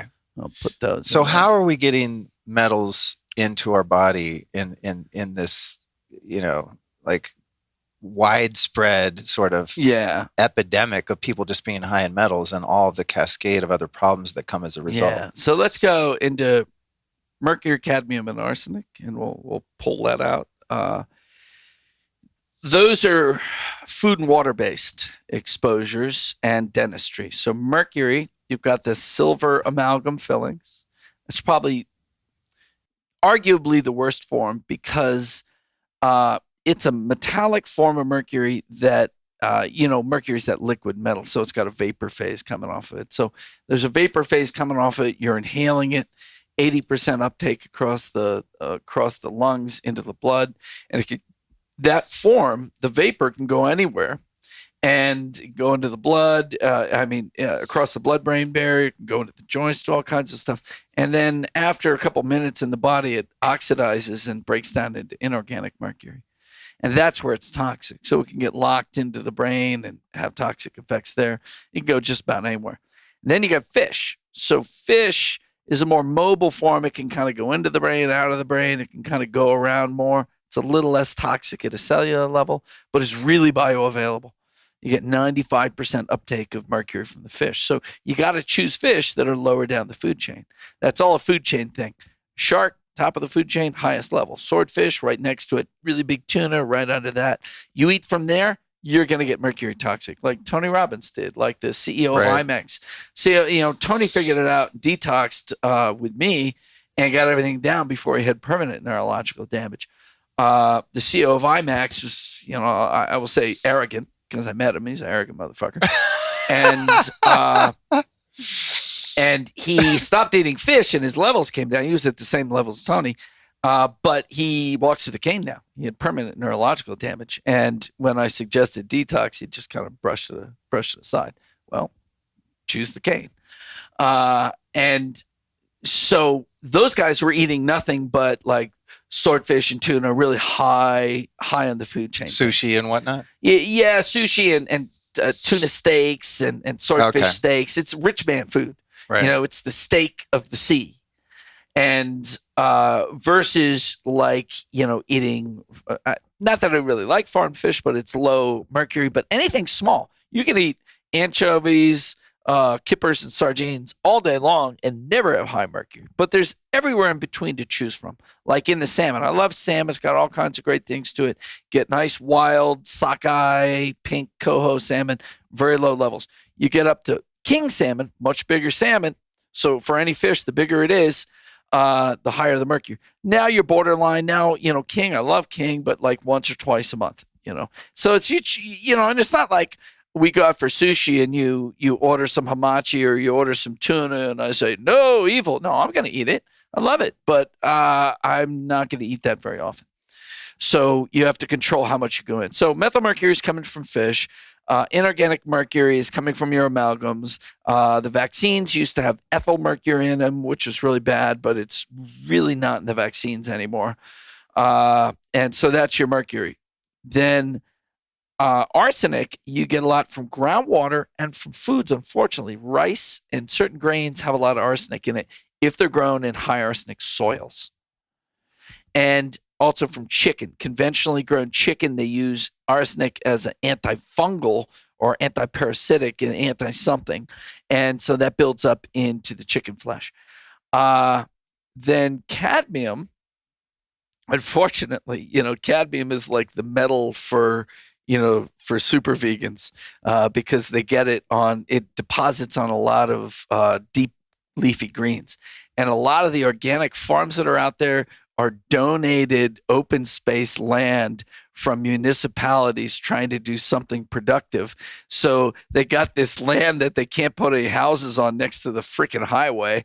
And they like donate it to some dude who wants to turn it into an organic farm. And there's just tons of cadmium coming off of the exhaust and lead and is depositing on those. Also, shellfish and stuff have very low mercury, but they can have cadmium and arsenic. Oh, interesting. Yeah. So you look at like when Tony Robbins' mercury was high, he was just eating top of the food chain. He had astronomical mercury levels, but no mercury and cadmium. Then you look at like when I get we have a lot of doctors in Japan and in Hong Kong, and those people tend to have high mercury, high cadmium, and high arsenic because they're eating all over the food chain there. And those are very industrialized levels. So the shellfish and stuff have high metal content in them. You take a shellfish from a really clean area, it's not gonna really happen. What about cheap cookware? These amalgam metals that they're calling stainless steel, or just the cheap ones. I mean, we obviously don't want to be cooking in Teflon, but they'll have nickel in there, right? Nickel is in the bad stainless steel. You get nickel, and so nickel is really immunotoxic. People get allergies to nickel, just like people who can't use cheap jewelry. That's an allergy to nickel. And if you see the sort of green mark, you get nickel on there. And so when some people get nickel toxicity, they get immunotoxicity to it, and they're forming antibodies to it. And then they can't have any stainless steel pots or silverware or anything. They got to go super clean there. Right. They're eating like off of porcelain and stuff. So those three, that's where you're getting that. Lead is mostly like in the old days, it was lead paint and it was lead in exhaust. And actually, after they took lead out of gasoline, violent crime decayed heavily. Wow. There is a graph from the 70s of violent crime going up, and then they de-leaded gas, and you see lead go down and violent crime go down with it. Incarceration for violent crime. So, what are these different manifestations in the brain of neurotoxicity of these metals? You become a paranoid schizophrenic from mercury, which is, I was joking with a friend of mine, what's your psychosis? And I said, oh, paranoid schizophrenia is mine. Like if you take me to the nth degree, I'd be a paranoid schizophrenic. and that's, that's a mercury type of thing. But there's a genius that comes with that. Lead, you are just violent and dull, violent and stupid. So lead's really the lead blanket. It's a heavy one. They're all a little bit different. Well, I had a lot of cognitive issues when I had the high lead.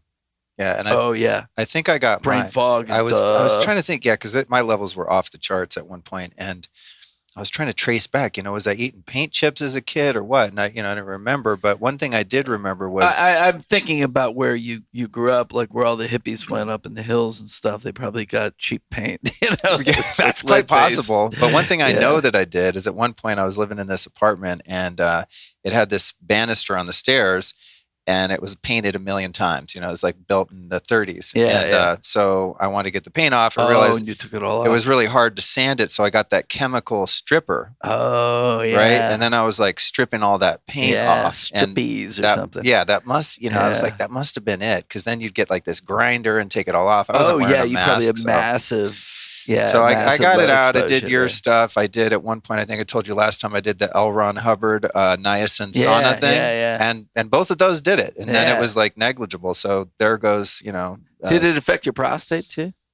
I'm not sure. I'm not sure, but I was dumb as a rock. It was, just no memory. I mean, I did a lot of damage to my brain early on too. And I'm bouncing back pretty well. But when I got the lead out, it was like somebody turned the lights on. I mean, it was get the lead out. Huge. No, it really is a big one. So those are some of the issues. Oh, and some of the groundwaters have a lot. I mentioned my friend Lauren Bramley. She practices was practicing in Whistler and Hong Kong, and all of her Whistler people had massive lead levels, and it's the water there. Oh wow! So arsenic is a water thing, and lead is a water thing. Mercury, you're never going to. Does lead and water come from old pipes? Is that the? No, this is geologic in this case, but it often, like in Flint, it was lead pipes that it was over time. This lead had been coated by layers and layers of crap, mineral deposition, and they switched from a higher pH water source to a lower pH,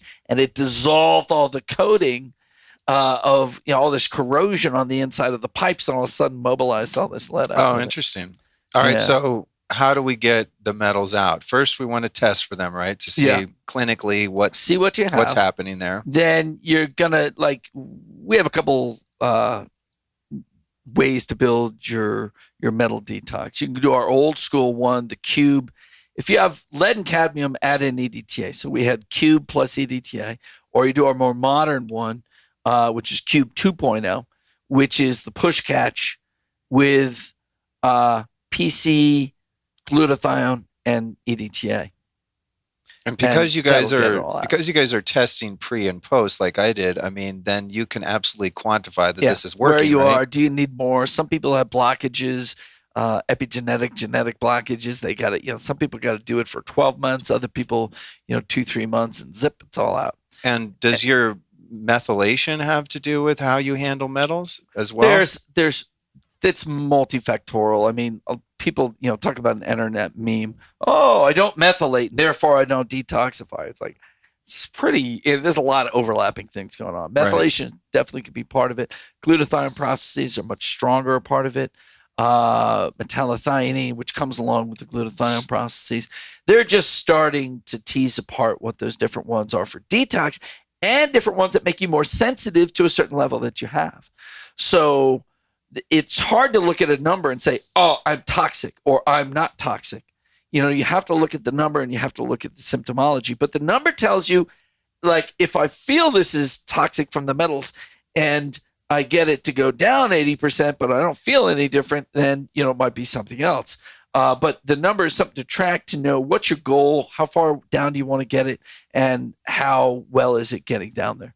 And how do you feel about these oral chelators and IV chelation and stuff like that? Because you guys don't we don't seem to do that. any of that. Well, we would be technically oral, but we're not. The only, quote, chelator we're using is EDTA.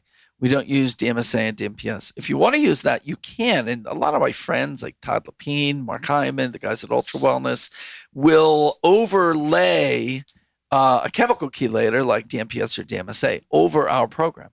And the people, there's all horror stories with chelation, and tons of them. And most of them are from not getting the elimination pathways all open before you start mobilizing and stirring the pot of all these metals. So that's the bad rap that type of chelation That's the bad rap that all has. So if you open up all the pathways, the metals will come out anyways.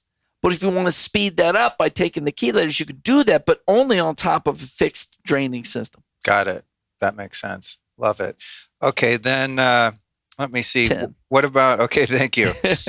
Thank you. I'm going to get an IV after this over at our friends at Alive and Well. Shout out to Alive and Well in Bee Cave, Texas. Mold. So I just did a mold show. I don't know why. It took me forever to get it done. Actually, I do know why, because it wasn't an issue for me personally. So I just didn't get it. That's exactly how we roll. I didn't get around to it selfishly, but I moved in or bought this house out here and it had a bit of mold. Not bad, but enough where you want to get rid of it. And so I interviewed a guy, Michael Rubino, and we were talking about the different sources of mold, how to identify it, the right way to test for it, and home remediation. But we didn't really get into how to get it out of your body if you've been exposed. Yeah. So I always just recommend your Dr. Jill's mold detox because your detox stuff worked for me. So I figured that one worked. But what's up with that? Who's Dr. Jill and what's in that box that's different from like one of your, more metal or toxin focused detox programs? So Dr. Jill is Jill Carnahan, and she's a friend and a neighbor. We actually live a couple doors down from each other, and she practices, about 3 miles away from our laboratory, and she's a specialist in mold. Mold was always a big issue for her. And so it's based around that push catch with a couple of add-ons. There's a glutathione source in there. There's ketone for the mineral regulation because molds blow your sodium potassium channels and your aldosterone, and that's how you pee and hold water and minerals and stuff. And so it's helping regulate your water retention. There's some NAD in there because molds knock down your mitochondria. But it's pretty much one of our, it's a core system. It's not a whole lot different than the metal stuff, except there's no EDTA in there. With molds, you've got that core push catch. We want some glutathione if you tolerate it well. And I like a lot of PC, and I think there is PC in that box because the mold's really screwing up the membranes a lot, screwing up the bile flow. And so the PC is going to help get that all fluidized through there. But molds also wipe out your mitochondria, and hence why the NAD, it's NAD gold with methyl charge. Those are in there for building that back up. Cool. And is that something you think that, I guess it depends on... I will say the one differentiator with mold, if you're going to do any of those systems, if you're going to do any of, mold, our Black Box 2 works well on that, or basic push catch with some add-ons, get extra binder. And if the system, whether it's Jill's or one of ours, says do it twice a day, take binder 4 times a day or more when you're doing mold.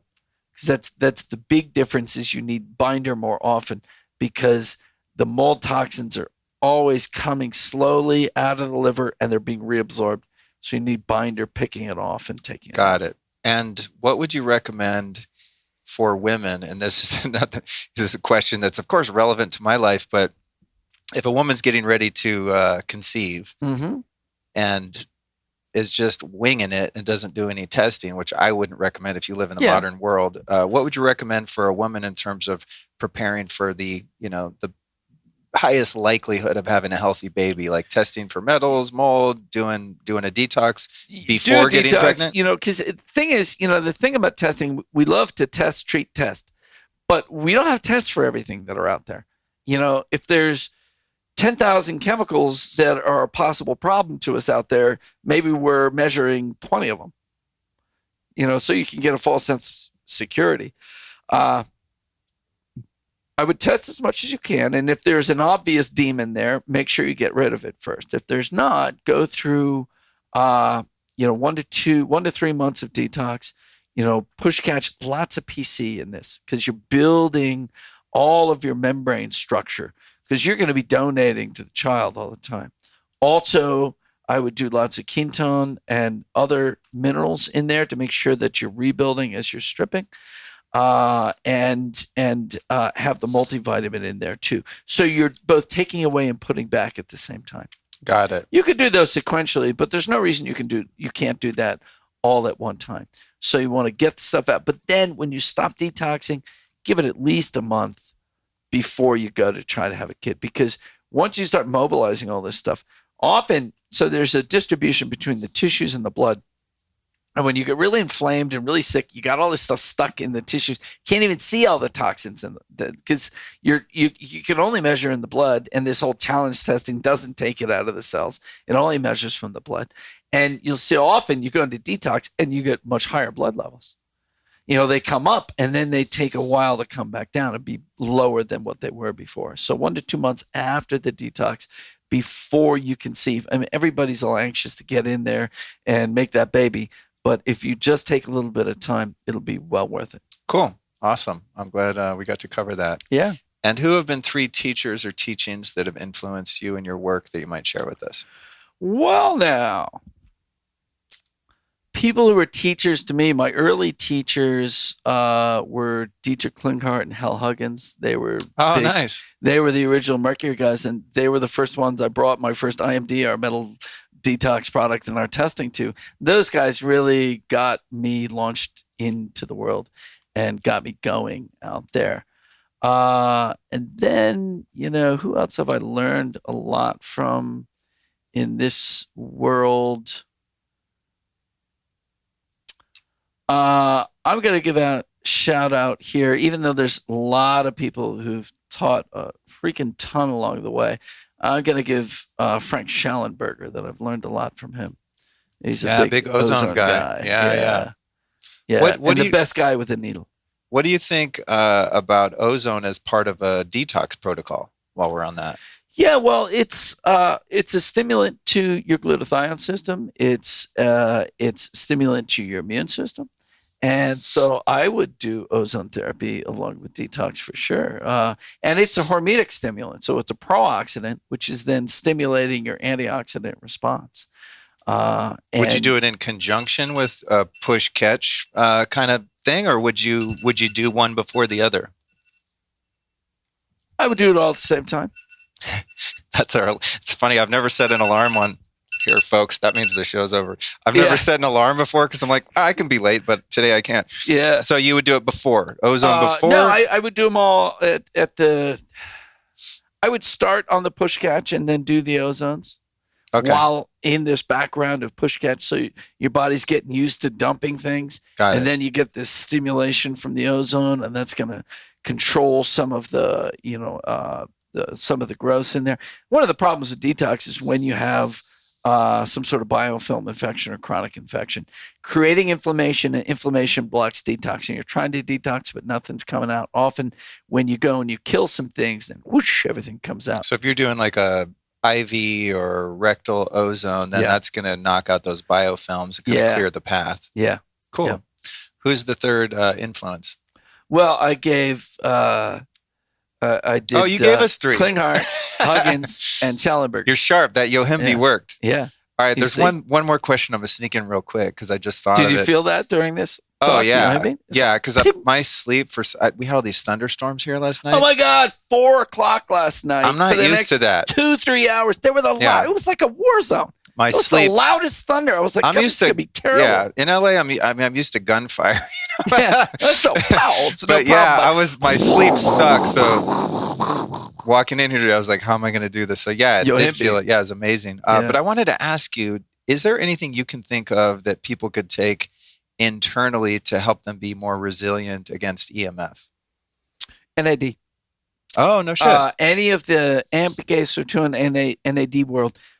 So this is Martin Paul's work that EMF is blocking this voltage-gated ion channel. It's a calcium channel. And you're supposed to be constantly pumping calcium out of the cell and leaving magnesium inside the cell. Just like sodium, you're pumping it out of the cell and leaving potassium inside the cell. EMF damages that pump, and then the calcium floods into the cell and creates inflammatory conditions. That damaged pump is repaired by NAD. So having a high NAD repairs that pump. Once I started taking NAD supplements, I noticed that flights were not so damaging to me. Yeah. I did much better with flights. That's the most concentrated EMF scene that we do, with the exception of being in casinos in Las Vegas. You have all the radiation from up in the sky, and you're in this tube that's holding everybody's EMF from everybody's device. Yeah, cool. NAD, I didn't think of that.